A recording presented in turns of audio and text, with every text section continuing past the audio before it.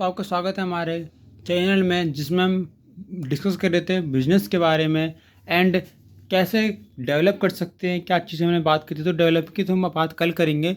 सो आज हम जो बात करने वाले हैं वो एक ऐसे पर्सन करने वाले हैं जिसने बहुत कुछ सिखाया हमारे देश को, जो हमारे देश को बहुत अनमोल धरोहर देखा गया, अमूल विचार देख गया है। सो आज हम डिस्कस करने वाले हैं श्री रतन टाटा जी के बारे में। और उसके बाद मैं बताऊँगा उनके क्या विचार थे, उनकी क्या विशेषताएँ थी, उनके ऊपर और डिस्कस करेंगे। तो पहले मैं कहता हूँ उनके विचार, उनके बारे में।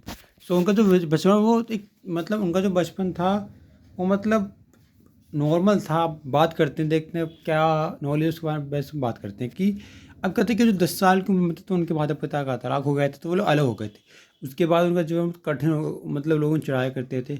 लेकिन उनकी दादी ने कहा करते थे कि हर चीज़ को हमें पीसफुली, शांत माइंड से हैंडल करना चाहिए। तो इसलिए उन्होंने उस समय कोई लड़ाई नहीं करी और वो अपने कार्य पर लगे रहे। उसके बाद आगे चल के अब जब क्या हुआ कि एक टाइम पे उनका जो मन था वो आर्किटेक्टर बनने का था, लेकिन उनके पिता ने आईआईटी के थ्रू बड़ा इंजीनियर बनना चाह रहे थे। बट इन सब के बीच में उन्होंने अपने आर्किटेक्टर बनने की इच्छा को पूरा किया। और उसे करने के बाद जब वो अपने पिताजी की कंपनी में आए तो वहाँ पे उन्होंने कार्य शुरू किया। बट वहाँ पर उन्हें कम काम मिलता था क्योंकि वो एक मालिक के बेटे थे। तो उन्होंने अपना काम नेल्को नाम की कंपनी में शुरू किया था। जो नेल्को कंपनी उन्होंने चलाई थी, तो वो थोड़ी डूबने लगी थी, मतलब थोड़ी प्रॉब्लम आ गई थी। उसके बाद उसे कंपनी को बंद करना पड़ा। और उसमें टाटा जी ने कहा था कि अगर हम इसके लिए 50 लाख रुपये और मिल जाए तो हम इसे और आगे बढ़ा सकते हैं, प्लस ये कंपनी ग्रो भी करेगी। पर उस टाइम तक शायद ही किसी ने पास नहीं हुआ। पर उसके बाद उन्होंने टाटा जमशेदपुर में स्टील का काम शुरू किया। स्टील का काम शुरू करने के बाद उन्हें सफलताएँ ऐसा नहीं कि एक बार में मिलने लगी, प्रॉब्लम आने लगी थी। और उसके बाद जमशेदपुर के बाद उन्होंने नमक की फैक्ट्री, और नमक के बाद उन्होंने अपना सारा का मतलब वो करते रहे और अपने वर्क पे लगे रहे। और जब उन्होंने नमक का वर्क किया तो मतलब बहुत उन्हें मतलब अब जैसे उन्होंने नमक का काम शुरू किया, तो जब उन्होंने नमक का वर्क शुरू किया तो उन्हें मतलब जनता का साथ मिल रहा था। बट फिर ये तो चल रहा था कि उसके बीच उन्होंने ये देखा कि जो लोग हैं, जो एक व्यक्ति जो परेशान है बारिश में, उसे ज़रूरत है हेल्प की।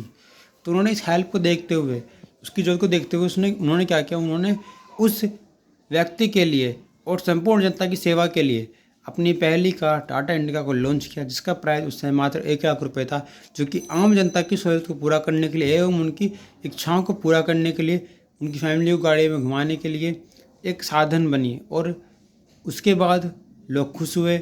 उसके बाद आगे चलकर उन्होंने आगे बढ़ाते रहे। बट उसमें दिक्कत आने लगी। दिक्कत के बाद क्या हुआ कि कंपनी खतरे में, मतलब कंपनी ठीक ठाक ही चल रही थी, लोग ले रहे थे, फिर कुछ प्रॉब्लम आने लगी। तो फिर उसके बाद टाटा जी के मतलब जब इंडिका चल ही रही थी, लेकिन इंडिका को इतना पसंद नहीं करते थे, तो उसे रिप्लेस करना था। अब उनके पास कंपनी के लिए कुछ प्रॉब्लम भी आए थे, तो उन्होंने उस कंपनी को बेचने के लिए फोर्ड के मालिक के पास गए। बट उन्होंने उन फोर्ड के मालिक ने सिंपली एक बात कही कि आप एक कंपनी को चला नहीं सकते, क्योंकि आप कंपनी चलाने नहीं आता। उनकी बेइज्जती करी। उसके बाद उन्होंने पीसफुल रिवेंज लेने के लिए एक काम किया कि उन्होंने उस समय से लेकर आने वाले समय तक बहुत संघर्ष किया और मेहनत करी। उसके बाद उन्होंने उनकी जगुआर और बहुत एक कार को खरीद लिया, जिसके बाद उन्हें बहुत अच्छा नेचर लगा उस अमेरिकी व्यक्ति को, उनका फोर्ड वालों को उनका नेचर बहुत अच्छा लगा। इस सब के बाद समय भीतर चला गया। के साथ उन्होंने बहुत सारे कार्य किए। उन्होंने उन्होंने पशु पर लगाव था, उन्हें कुत्ते बिल्ली से लगाव था, तो उन्होंने डॉग्स को पालने के लिए हॉस्पिटल खुलवाया। इसके बाद उन्होंने अपना 70% हिस्सा अपनी सैलरी का लोगों की सेवा में दान किया। उनका मानना था कि जो लोग दूसरों की सेवा करते हैं उनको अच्छे ही परिणाम मिलते हैं। तो पॉजिटिव सोच के व्यक्ति थे। अब बात करते हैं उन्होंने क्या चीज़ें दी, क्या हम रतन टाटा जी सीख सकते हैं। पहली चीज़ पीसफुल रिवेंज। उन्होंने वो कह दिया था कि शांति से आप अपने समझ लो कि एक इंसान को पता भी ना चले कि आप क्या कर रहे हो, और जब आप कुछ बन के निकलो तो वो आपको देख के चौंक जाए। ये जो चीज़ थी उन्होंने सिखाई। इसके अलावा उन्होंने ये सिखाया कि तुम्हें जीवन की हर चीज़ में पेशेंस रखना पड़ेगा, क्योंकि सफलता कुछ एक ऐसे नहीं कि तुम एक क्षण में चाहो और एक लंबी सीढ़ी चढ़ जाओ। नहीं, तुम्हें एक एक सीढ़ी करके मतलब एक एक सीढ़ी चढ़ के तुम एक छत पे पहुंचते हो, तो तुम्हें एक सफलता को एक बार में ही थोड़ा थोड़ा करके हासिल करोगे।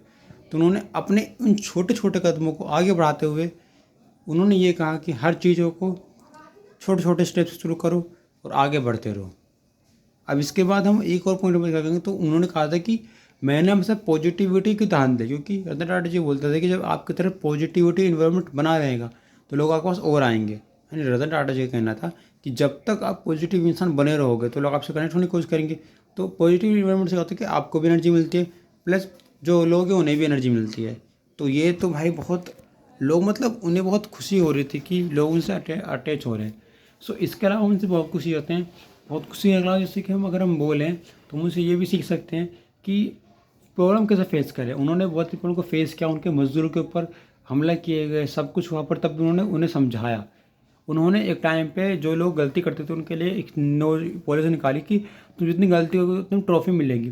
तो उससे क्या होता है कि उस ट्रॉफी से उन्होंने ये बोला कि जब तुम कुछ गलती तो तुम्हें याद रहे कि हाँ मुझे ट्रॉफी मिली है, पर मेरे गलत जो मैंने गलती करी उसके लिए मिली, तो तुम सुधारोगे, तुम आसान चीज़ लगातार देखोगे तो तुम जो देखोगे सुधार भी पाओगे। तो उन्होंने ये तरीका अपनाया। इसके बाद लोग बहुत, मतलब इसके बाद तो लोग उनसे अटैच होते चले गए, उनके कर्मचारी खुश थे, पूरी दुनिया खुश थी, और उन्होंने अपना पैसा बहुत दान किया। वो बहुत अच्छे व्यक्ति थे, उनकी जो ज्ञान था। और रतन टाटा जी पोलाइट पर्सन थे। रतन टाटा जी बोला करते थे कि अगर तुम समय के साथ अगर आगे बढ़ रहे हो, तुम आगे बढ़ रहे हो किसी भी चीज़ में, अपने एजुकेशन में, और अगर तुम पोलाइट पर्सन बन के रहोगे लोगों के सामने, तो इससे तुम्हारा भला, मतलब इससे तुम्हारे फ़ायदा है क्या कि अगर तुम लोगों में पोलाइट बन के रहोगे तो लोग तुमसे पोलाइट होने की कोशिश करेंगे, तो लोग तुमसे जुड़ेंगे, तो तुम्हारे वो घेरा बन जाएगा और लोग जुड़ते रहेंगे और तुम कुछ ना कुछ करते रहोगे। और रतन टाटा जी ये बोला करते थे कि तुम्हारी सफलता इस पर निर्भर करती है कि तुम्हारे आसपास के तुमसे कितना सीखते हैं। तो तुम्हारा पहला कर्तव्य बनता है तुम सीख रहे हो लोगों को सिखाओ, और फोकस करो कि लर्निंग हो, प्लस लर्निंग के अलावा टीचिंग होनी चाहिए। और रतन टाटा जी गुरु चाहता है कि हर युवा को, हर यूथ को समाज की चीज़ों को ध्यान देना चाहिए। प्लस अगर आप एक कैपेबल पर्सन हो जो दूसरे की हेल्प कर सकते हो तो प्रयास करें। छोटे छोटे कदमों से मदद कर दूसरे इंसान की, अगर थोड़ी हेल्प करो तो थोड़ी हेल्प करो, क्योंकि हर अगर आप किसी को कुछ हेल्प करो, कुछ दोगे, तो उसका दुगना आपको मिलेगा।